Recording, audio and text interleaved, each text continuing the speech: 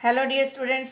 How are you? I hope you are fine. Welcome to my channel Law Scholars and Legal Issues. I am Advocate Vanita. I am presenting here again with another important topic that is relating to Domestic Violence Act.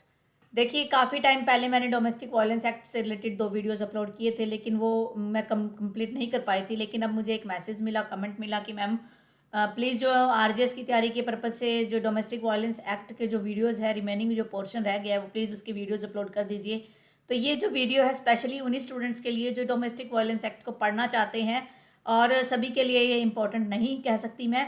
हालांकि अगर general sense में समझे तो हमें domestic violence के provision पता होना चाहिए as a law student, as a law aspirant और एज ए एडवोकेट। तो चलो आज का लेक्चर हम कंटिन्यू करते हैं। देखिए स्टूडेंट्स, लास्ट क्लास में मैंने सेक्शन 9 तक कवर अप करवा दिया था। अगर आपने मेरे वो वीडियोस नहीं देखे हैं तो आप वीडियो देख लीजिएगा। बाकी उनका लिंक जो है मैं शेयर कर दूंगी, साथ के साथ जो भी आपको आई बटन है उस पर मिल जाएगा, और थंबनेल के साथ साथ मैं उसे अपनी जो लिंक में दे दूंगी। तो आप उसे देखना चाहते हैं देख लीजिए, अदरवाइज आप क्या कीजिए, मेरे जो चैनल है law scholars and legal issue का, उस पर आप क्लिक करेंगे और आपको प्लेलिस्ट मिलेगी। प्लेलिस्ट में आप डोमेस्टिक वायलेंस एक्ट के नाम से प्लेलिस्ट है, उसको ओपन कीजिए और उसमें आपको जो प्रीवियस जो लेक्चर्स हैं वो मिल जाएंगे। तो चलिए आज का हम जो लेक्चर कंटिन्यू करते हैं, सेक्शन 8 और 9 को आज की क्लास में हम कवर अप करेंगे। सेक्शन 8 बात करता है प्रोटेक्शन ऑफिसर जो होते हैं उनकी अपॉइंटमेंट कैसे होती है। अब काफ़ी पहले लेक्चर अपलोड किया तो मैं सबसे पहले आपको बता देती हूँ प्रोटेक्शन ऑफिसर होता कौन है। तो आ जाते हैं हम डेफिनेशन क्लोज पे। देखिए जो 2N है वो कहता है कि प्रोटेक्शन ऑफिसर का मतलब एक ऐसा ऑफिसर होता है जो स्टेट गवर्नमेंट के द्वारा अपॉइंट किया गया है वो सेक्शन 8 में, तो उसे प्रोटेक्शन ऑफिसर बोला जाता है। तो इतना ज़्यादा कुछ इंपॉर्टेंट नहीं है, स्टेट गवर्नमेंट ही इसे अपॉइंट करेगी, और कैसे अपॉइंटमेंट उसकी होगी वो हम देख लेते हैं। देखिए द स्टेट गवर्नमेंट शैल, यहाँ पर वर्ड यूज हो रहा है शैल, तो यानी कि कंपल्सन है स्टेट गवर्नमेंट को जो अपॉइंट करना ही पड़ेगा, वो लापरवाही नहीं कर सकती।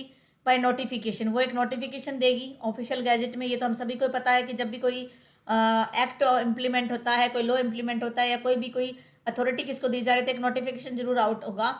अपॉइंट सच नंबर, सच नंबर्स का मतलब है जितनी उसको इंपॉर्टेंस लगे, कि एरिया छोटा है तो एक भी हो सकता है, एरिया बड़ा है तो 2 या 2 से ज़्यादा भी हो सकते हैं। प्रोटेक्शन ऑफिसर्स को अपॉइंट करेगा ईच डिस्ट्रिक्ट में, हर एक डिस्ट्रिक्ट में, as it may consider necessary, क्योंकि उसको ये आवश्यक लग रहा है इसलिए करेंगे। And shall also notify the area or areas within which protection officer shall exercise the power, और वो एक एरिया भी नोटिफाई करेंगे कि प्रोटेक्शन ऑफिसर कितने एरिया में जो है अपनी पावर को एक्सरसाइज कर पाएगा और अपनी ड्यूटीज़ को परफॉर्म कर पाएगा। जैसे मान लीजिए एक डिस्ट्रिक्ट है, ये बहुत बड़ा डिस्ट्रिक्ट है, उसके अंदर 4 प्रोटेक्शन ऑफिसर लगा दिए, तो बता दिया कि ए प्रोटेक्शन ऑफिसर के लिए ये एरिया है, बी के लिए ये है, तो इसी के जो मैटर्स होंगे उनको वो हैंडल करेगा। तो ये है बेसिक सा प्रोविजन जो आपके प्री के पॉइंट ऑफ व्यू से भी इंपॉर्टेंट हो जाता है, एग्जाम में मेंस में भी पूछा जा सकता है कि प्रोटेक्शन ऑफिसर की अपॉइंटमेंट कैसे होती है, क्योंकि आरजीएस का जो मेन एग्जामिनेशन होता है छोटे छोटे आंसर्स ही पूछे जाते हैं मोस्टली, बहुत लेंथी क्वेश्चन उसमें नहीं आते हैं। तो उसके बाद क्लोज 2 क्या कहता है, इसका क्लोज 2 कहता है कि the protection officer as far as possible भी वुमेन, जितना पॉसिबल हो सके एक वुमन को ही आप प्रोटेक्शन ऑफिसर जो है अपॉइंट कीजिए। इसका रीज़न क्या है, क्योंकि domestic violence act specially woman के लिए अप्लाई होता है। तो अगर एक वुमन प्रोटेक्शन ऑफिसर होगा तो जो महिला है उसको अपनी तकलीफ बयान करने में प्रोटेक्शन ऑफिसर के पास अपने वो सारे जो भी प्रॉब्लम है सारी मेंशन कर देगी, जो भी उसके साथ कोई भी ग्रीवियंस हुआ है वो उसको एक्सप्लेन कर पाएगी। एक मेल के सामने एक फीमेल जो है वो थोड़ा सा हेजिटेस महसूस करती है, और ऐसे कोई पर्सनल क्वेश्चन वो नहीं बताना चाहती, तो वो वुमन होनी चाहिए, और वो possess such qualification and experience as में प्रिस्क्राइब, जो क्वालिफिकेशन और एक्सपीरियंस जो है time to time state government notify करेगी, उसी के हिसाब से आप क्या करोगे, उन्हें अपॉइंट करोगे। The terms and condition of services of protection officer and the other officer subordinate to him shall be such as में प्रिस्क्राइब। ये भी मान लीजिए प्रोटेक्शन ऑफिसर की सर्विस कितने टाइम तक चलेगी, क्या उसकी कंडीशंस है, क्या उसकी टर्म्स होनी चाहिए, और उसके सबऑर्डिनेट में उसके नीचे जो और ऑफिसर्स काम कर रहे हैं उसके अंडर कंट्रोल में, अंडर सुपरविजन में, तो उनको क्या क्या उसकी टर्म्स और कंडीशन है वो भी जो है बताई जाएंगी। और कौन बताएगा, ये स्टेट गवर्नमेंट बताएगा, मुझे बार बार एक्सप्लेन करने की जरूरत नहीं है। ठीक है, अब हम बात करते हैं duties and functions of protection officer. जो प्रोटेक्शन ऑफिसर होता है उसकी ड्यूटीज क्या होंगी और क्या उसके फंक्शन होंगे। तो ज़्यादा डिटेल में करने की जरूरत नहीं है, इसको हम सीधा समझ लेते हैं कि पहली ड्यूटी है to assist the magistrate, magistrate के को असिस्ट करेगा अपने फंक्शंस को डिस्चार्ज करने के लिए।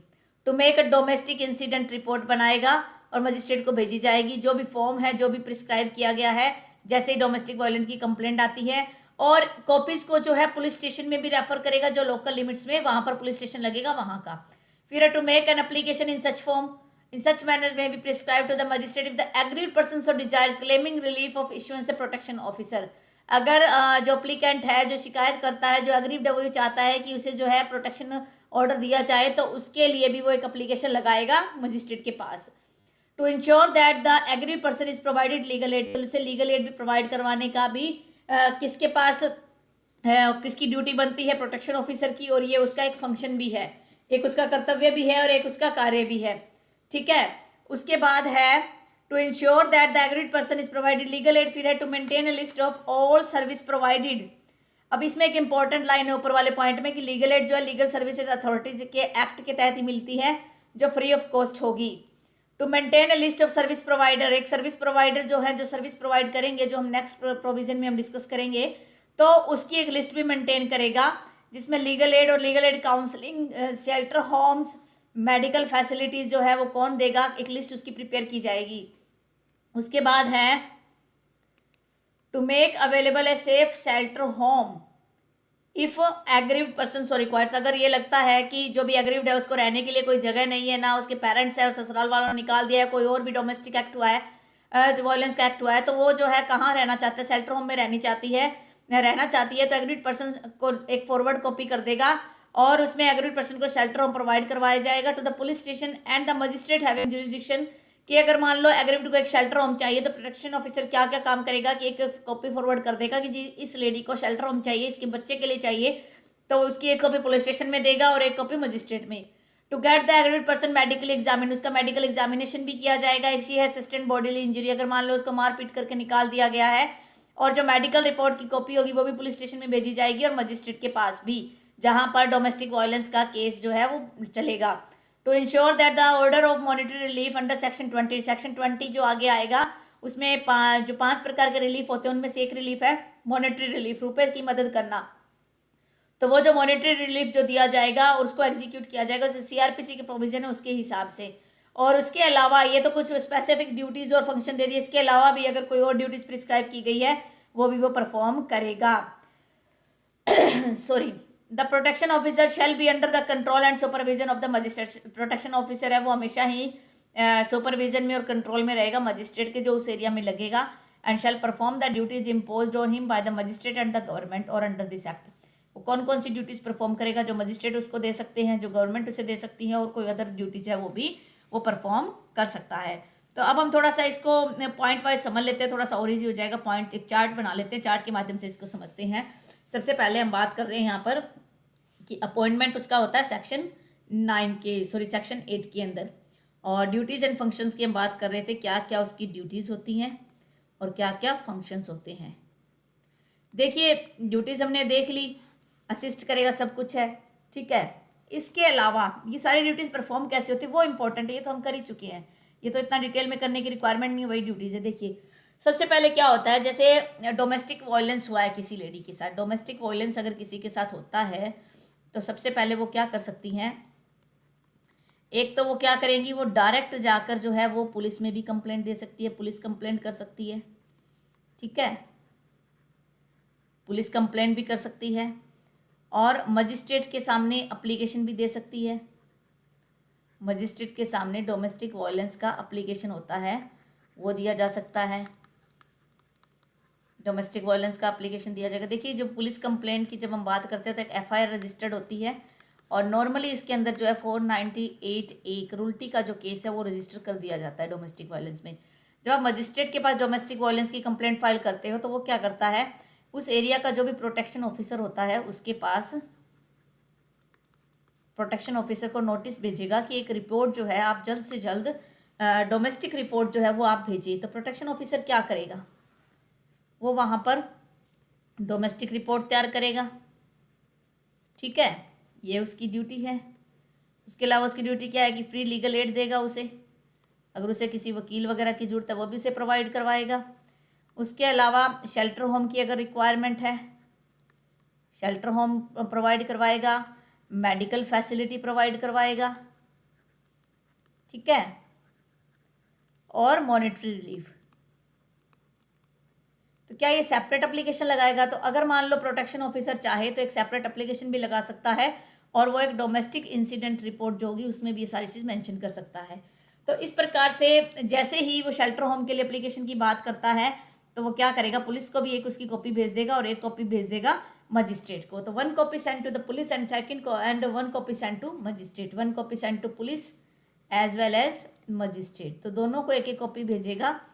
देखिए, अगर आप प्रैक्टिकल एस्पेक्ट से देखते हैं तो डोमेस्टिक वायलेंस का जब केस कोर्ट में हम चलाते हैं तो काफ़ी लंबे टाइम तक चलता है, तकरीबन 5-6 साल तक तो मजिस्ट्रेट के पास ही लटका रहता है।